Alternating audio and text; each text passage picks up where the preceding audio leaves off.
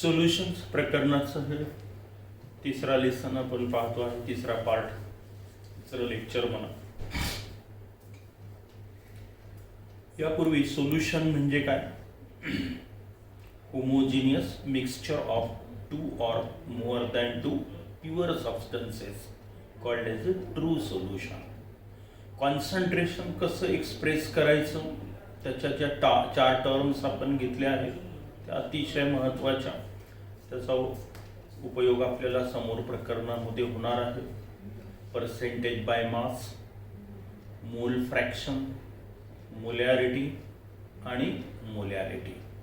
तर पुढचा पार्ट आहे solubility of solute in a solvent.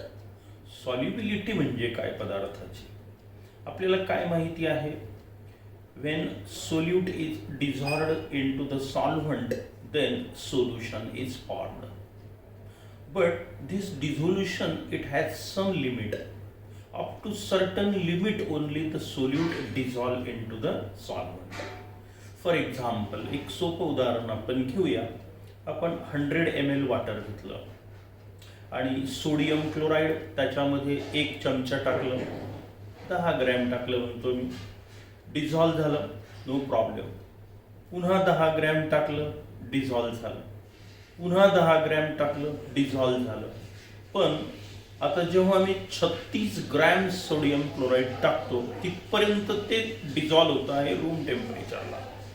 पण त्याच्यानंतर जर मी थोडंही सोडियम क्लोराईड जर यामध्ये टाकलं तर आता मात्र ते विरघळणार नाही, म्हणजे त्याची लिमिट संपली.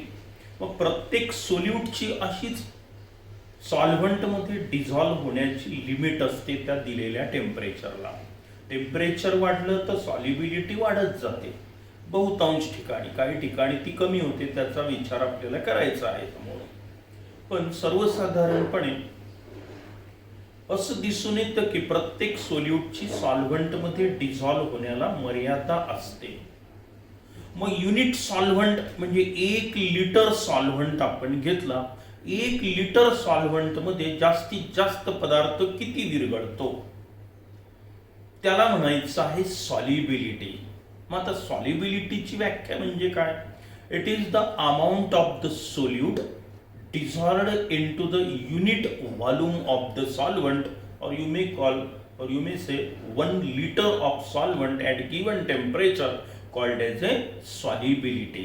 It is the maximum amount of solute dissolved into the unit volume of the solvent at given temperature called as a solubility. Now when maximum amount of solute is dissolved into the solvent, then it forms a saturated solution. Saturated solution. On the basis of amount of solute dissolved into the unit volume of solvent, there are three types of the solution. That is saturated solution, unsaturated solution, and supersaturated solution. Saturated, unsaturated आणि super saturated solution. आता saturated solution कोणाला म्हणायचं? जेव्हा maximum amount of solute त्या सॉल्व्हंटमध्ये, दिलेल्या सॉल्व्हंटमध्ये विरघळलेला असतो तेव्हा ते सॅच्युरेटेड सोल्युशन असतं. पण सॅच्युरेटेड सोल्युशनमध्ये पुन्हा थोडाही पदार्थ सोल्यूट त्यात विरघळणार नाही. अशा वेळेला त्या सॅच्युरेटेड सोल्युशनमध्ये इक्विलिब्रियम फॉर्म होतो. कोणामध्ये इक्विलिब्रियम फॉर्म होतो? तर त्या डिझॉल्व्ड सॉल्टमध्ये आणि अनडिझॉल्व्ड सॉल्टमध्ये. मग आपण असं लिहू शकतो आता की हा सोल्यूट प्लस सॉल्व्हंट ही जी प्रोसेस आहे याला आपण डिझोल्युशन म्हणूया, आणि याच्यापासून हे सोल्युशन तयार झालं. ठीक आहे, सोल्युशन. आता सॅच्युरेटेड सोल्युशन मध्ये इक्विलिब्रियम तयार होतो आहे, ही झाली फॉरवर्ड रिॲक्शन. म्हणजे सोल्यूट सॉल्व्हंट मध्ये डिझॉल्व होतो, सोल्युशन तयार होतं. आणि त्याच वेळेला काय होतं की जो सॉलिड असतो, सॉलिड यात जो जास्तीचा शिल्लक असेल सॅच्युरेटेड सोल्युशन तयार झाल्यानंतर, तर या मधला जो एक्सेस पार्ट असेल थोडक्यात तर तो परत पण येतो आहे. या स्टेजला सोल्यूट आणि सॉल्व्हंट मध्ये म्हणजेच काय तर हा सॉलिड सोल्यूट आणि डिझॉल्व्ड सोल्यूट याच्यामध्ये इक्विलिब्रियम तयार होतो. इक्विलिब्रियम दोन प्रकारचे असतात. आपण 11वीत घेतलं स्टॅटिक इक्विलिब्रियम आणि dynamic. When two opposite reaction takes place with same rate then there exist dynamic equilibrium. No such dynamic equilibrium is exist into the dissolved salt and undissolved salt. This is called as a crystallization.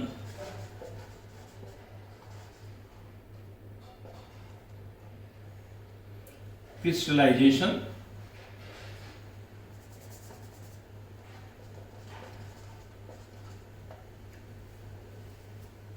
Saturated solution मध्ये असा equilibrium तयार होत असतो आणि saturated solution मध्ये जेवढा पदार्थ विरघळलेला असतो त्या टेम्परेचरला ती झाली त्या पदार्थाची सॉल्युबिलिटी. आता त्याच्यापेक्षा जर कमी पदार्थ विरघळलेला असेल तर त्याला म्हणायचं अनसॅच्युरेटेड सोल्युशन आणि त्याच्याही पेक्षा जास्त पदार्थ जर विरघळलेला असेल टाकलेला असेल तर त्याला म्हणायचं सुपर सॅच्युरेटेड सोल्युशन. आता सुपर सॅच्युरेटेड सोल्युशन मध्ये जास्तीचा पदार्थ जो विरघळलेला असेल हाय टेम्परेचरला विरघळलेला असतो, टेम्परेचर पुन्हा रूम टेम्परेचरला आलं तर तो एक्सेस कॉन्सन्ट्रेशन जे असतं एक्सेस पदार्थ जो विरघळलेला असतो त्याचं क्रिस्टलायझेशन होऊन पुन्हा तो सॉलिड सोल्यूट त्यामध्ये तयार झालेला आपल्याला दिसून येतो. याचा फायदा आपण क्रिस्टलायझेशन प्रोसेसमध्ये घेत असतो. जसं ग्लुकोज तयार करत असताना हाय टेम्परेचरला मॅक्झिमम ग्लुकोजचं सोल्युशन तयार होतं.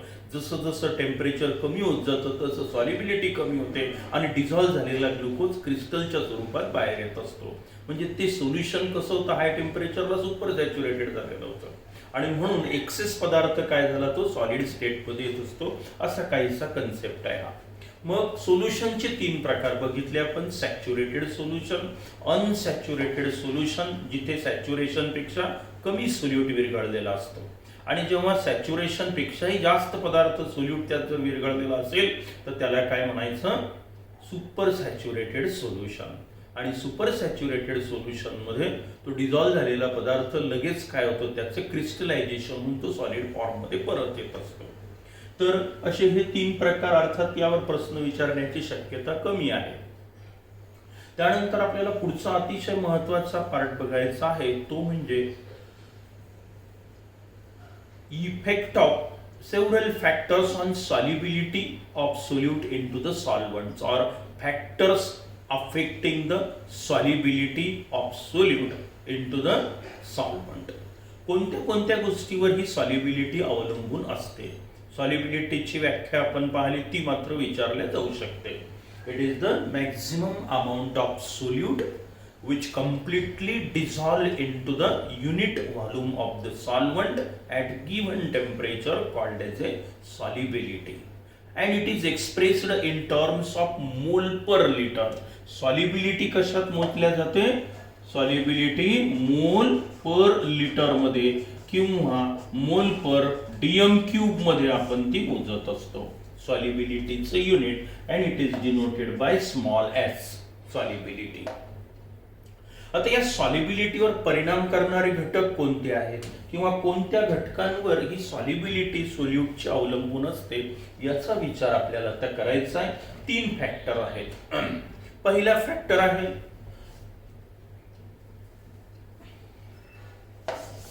Nature of solute and solvent. याचा उल्लेख मागच्या लेसन मध्ये झालेला आहे, मागच्या लेक्चर मध्ये झालेला आहे. पहिला फॅक्टर कोणता आहे nature. Effect of solubility, effect of several factors on solubility of solute किंवा factors affecting the factors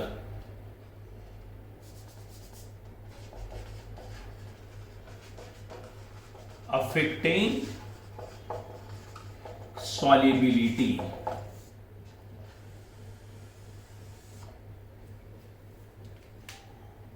nature of solute and solvent. पहिला फॅक्टर आहे nature of solute and solvent.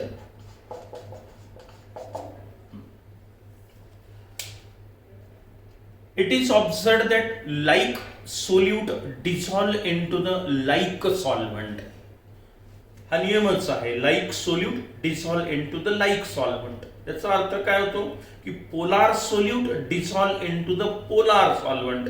For example sodium chloride NaCl polar, KCl polar, हा polar नेचरचे solute आहेत आणि हे कुठे dissolve होत असतात, मग it dissolves into the polar solvent. Polar solvent like water H2O. Water देखील कसं आहे, पोलार नेचरचा आहे, कारण इथे पण fractional positive negative, ऑक्सिजनवर negative, हायड्रोजनवर positive charge असतो. पोलार नेचरचा सॉल्व्हंट आहे. Polar substances polar solute polar solvent मध्ये विरघळतात because they forms a strong bonding in between the solute and solvent particles.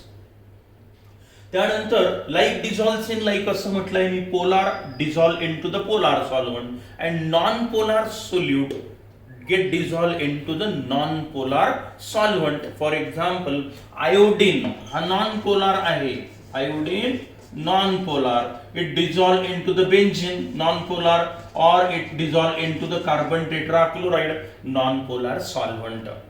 मग पहिला फॅक्टर झाला nature of solute and solvent.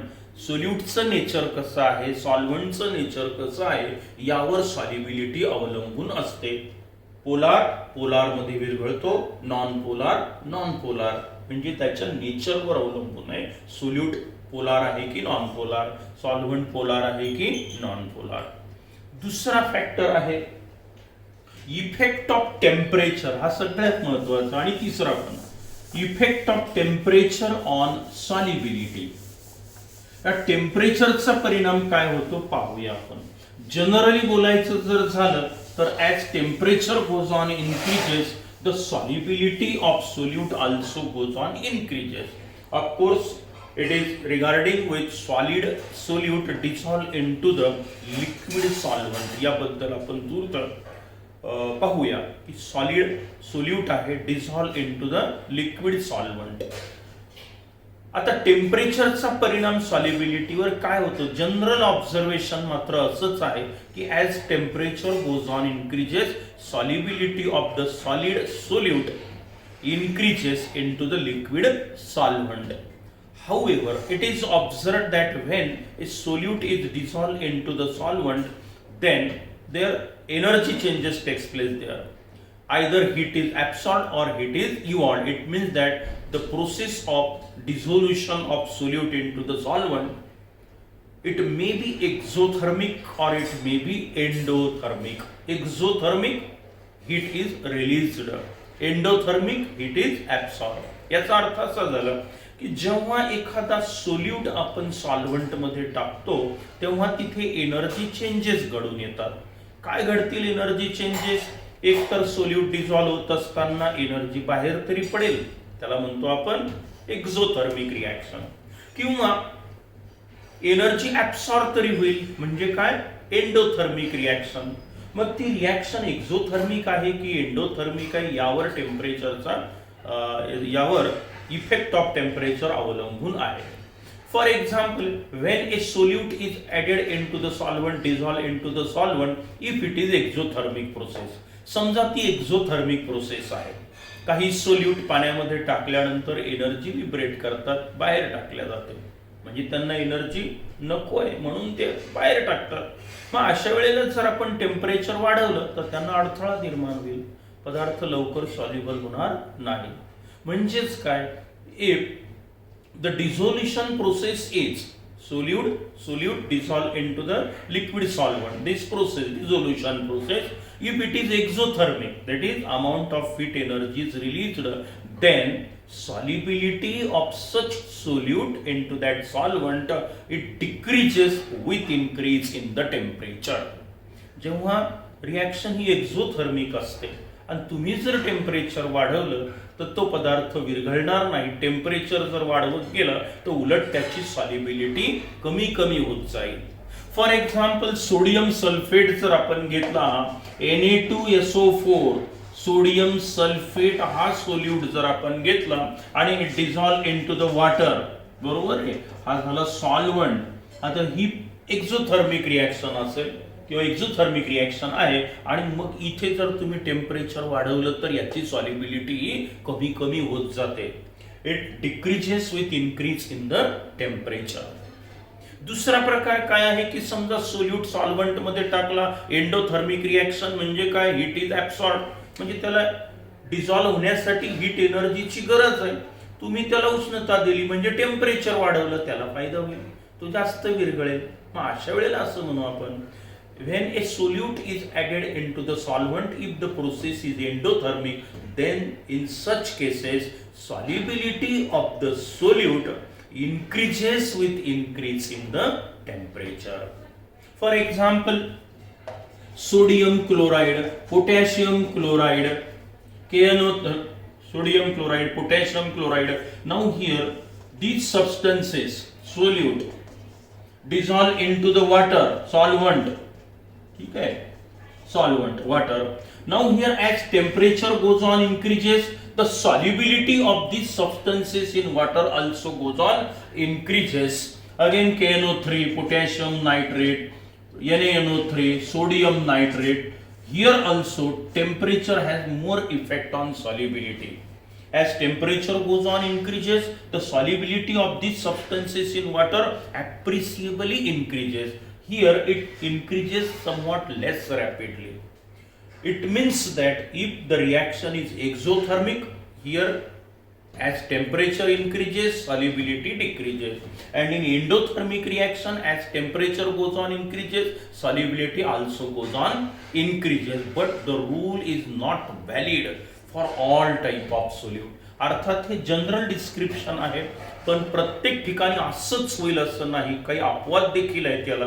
काही ठिकाणी एक्झोथर्मिक रिॲक्शन असो की एंडोथर्मिक असो, सॉल्युबिलिटी वाढवू शकते, सॉल्युबिलिटी कमी पण होऊ शकते. एक सर्वसाधारण असं दिसून आलं की प्रत्येक 10 डिग्री सेंटीग्रेड टेम्परेचर वाढवल्यानंतर सॉल्युबिलिटी जवळपास दुप्पट झालेली दिसून येते. अर्थात हा जो नियम आहे हा सर्वच सोल्यूटसाठी, सर्व सॉल्व्हंटसाठी फारसा लागू पडत नाही. त्यानंतर तिसरा एक आहे effect of pressure on solubility. Effect of pressure पहिला आपण पाहिला फॅक्टर्स अफेक्टिंग द सॉल्युबिलिटी मध्ये कोणता पाहिला आपण, nature of solute and solvent. दुसरं effect of temperature on solubility of solute. आणि तिसरं आहे आता effect of pressure on solubility of the solute. Now it is observed that in case of solid solute when dissolved into the liquid solvent, then here effect of pressure is negligible because it is non-compressible, uncompressible. किंवा जेव्हा solid solute असतो, liquid solvent असतो, आता इथे तुम्ही जर pressure वाढवलं तर ते कॉम्प्रेस होत नाही, त्यामुळे त्या प्रेशरचा फारसा परिणाम सॉल्युबिलिटीवर होत नाही. पण जेव्हा एखादा गॅसियस सोल्यूट हा लिक्विड सॉल्व्हंट मध्ये विरघळतो तेव्हा मात्र प्रेशरचा मोठा इफेक्ट त्यावर आपल्याला दिसून येतो. आणि हाच प्रश्न परीक्षेमध्ये या टॉपिकवर बऱ्याच वेळेला विचारला जातो. मग आता आपल्याला काय बघायचं, effect of pressure on gaseous solute into the liquid solvent. असे एक्झाम्पल पण आपण घेतलेले आहेत. उदाहरणार्थ HCl गॅसियस स्टेट मध्ये असतो, पाण्यात विरघळला, हायड्रोक्लोरिक ऍसिड तयार झालं, बरोबर आहे. किंवा अमोनिया गॅस आहे, किंवा कार्बन डायऑक्साईड आहे, किंवा क्लोरीन असेल, काय ऑक्सिजन असेल, हे गॅसेस पाण्यामध्ये कमी अधिक प्रमाणात विरघळतात. आता प्रेशरचा काय परिणाम होतो हे आपल्याला सांगायचं आहे. इथे अगदी सरळ सरळ आहे. इथे it is observed that the solubility of the gaseous solute into the liquid solvent, it goes on increases with increase in the pressure of the gas on the solution, and this is actually called as the Henry's law. यालाच Henry's law असंही म्हटलेलं आहे. ज्या शास्त्रज्ञांनी हे निदर्शनास आणून दिलं रिलेशन, त्याच्याच नावाने हा नियम आहे Henry's law. The solubility of gaseous solute into the liquid solvent goes on increases with increase in the pressure of the gas on the solution at given temperature called as a Henry's law. मग हा नियम पण पाठ करायचा, परीक्षेत विचारला जातो. काय म्हणायचं बघा आता, पण त्याचं थोडंसं एक्सप्लेनेशन बघूया आपण काय आहे नेमकं. एक छोटासा प्रयोग आपण समजावून घेऊ म्हणजे आपल्याला इफेक्ट ऑफ प्रेशर लक्षात येईल. समजा हे आहे सॉल्व्हंट, म्हणजे सॉल्व्हंट वॉटर घेतो मी इथे.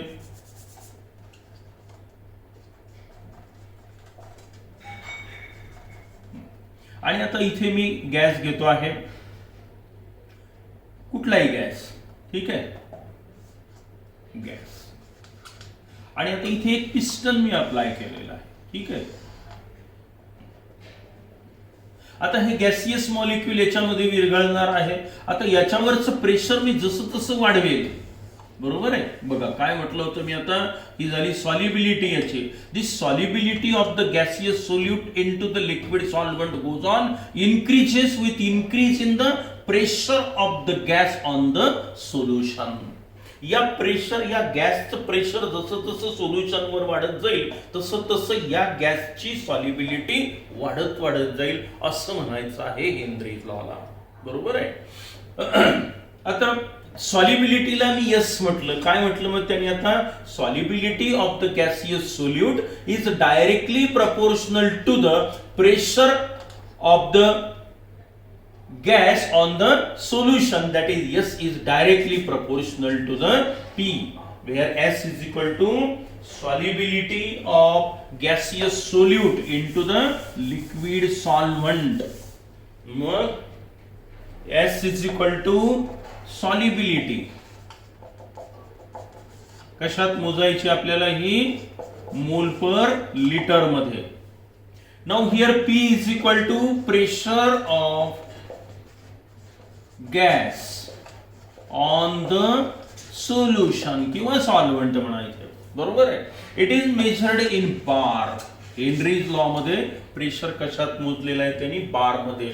बार हे प्रेशर मोजण्याचं एक युनिट आहे.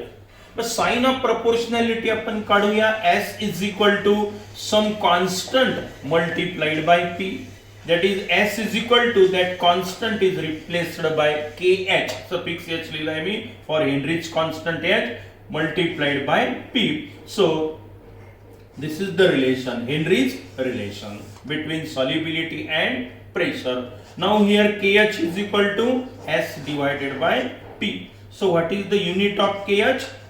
Henry's constant. Solubility is measured in mole per liter. It is measured in bar, so KH mole per liter per bar. This is the unit of KH. पहा एकदा Henry's law, आपल्याला unit पण माहिती झालं, KH पण माहिती झाला. KH हा हेनरीज कॉन्स्टंट आहे, त्याचं युनिट MCQs मध्ये हे विचारलं जाऊ शकतं. हे लक्षात ठेवायचं की याच्यामध्ये प्रेशर मात्र कशात मोजलेलं आहे त्यांनी, बार मध्ये. मग आपल्याला असंही म्हणता येतं KH म्हणजे नेमकं काय. मग पहा आता KH कॉन्स्टंट कसा काढता येईल तुम्हाला. when the pressure on the gas is 1 bar, समजा जे प्रेशर आपण अप्लाय केलं होतं ते 1 बार असेल. Let pressure P is equal to 1 bar, then here KH equal to KH बरोबर काय होईल मग, solubility divided by pressure 1 bar. So KH is equal to at P is equal to 1 bar. So KH, it is the solubility of gas in liquid solvent when the pressure on the gas is 1 bar. This is also the Henry's law. तर अशा पद्धतीने Henry's law जो आहे तो आपल्याला काय दर्शवतो, effect of pressure on solubility of gaseous solute into the liquid solvent. आता सॉलिड इन लिक्विड वर फारसा परिणाम प्रेशरचा होत नाही आणि याचा